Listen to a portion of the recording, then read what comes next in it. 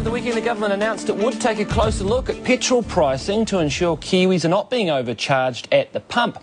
But what can it really achieve, given we are in a global oil crisis? Well, joining me now is weekly business commentator Brian Gaynor from Milford Asset Management. What do you make of this, Brian? Is it going to do anything? No, not really. I mean, governments have to show that they are concerned about rising petrol prices, but an independent survey won't do anything. I mean, we're dependent upon international oil prices. The companies that supply oil in New Zealand buy their oil in the Middle East. They don't actually own the oil, so they have to pay the international prices when they buy the oil from the big nationalised companies based in Iran and Saudi Arabia and Iraq. And the government can't do anything about it. It's international price, I'm afraid. Oil companies make big profits, but they need big profits, don't they? Well, they do. They don't make a lot of profits in New Zealand because they have to buy the oil. I mean, where an oil company makes profits is if they have their own oil fields that they have discovered themselves. But if you look at a company like BP, it made a huge profit last year, about £21 billion, but it actually reinvested about £22 billion in new exploration.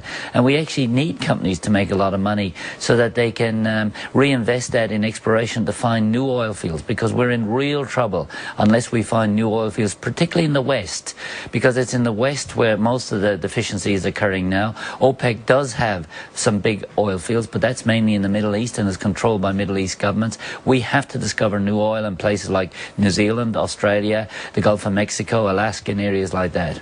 Because one of the arguments emerging now is that, of course, a lot of the oil is controlled by states, by governments, and so you're getting political elements there. Oh, well, very definitely, and that's one of the difficulties that we have. I mean, in the old days, at least, the Middle East oil was controlled by Western countries, but in the 1940s, 50s and 60s, all those oil fields were nationalised and were taken over by companies owned by the governments in those countries. And if you look at the projections over the next 20 or 30 years, an increasing amount of the world's oil is going to come from those government-owned companies. We are not discovering enough oil in the Western world. We are using it, but we are not discovering it. And we are going to have to buy more and more of our oil from Middle East-owned, government-owned companies.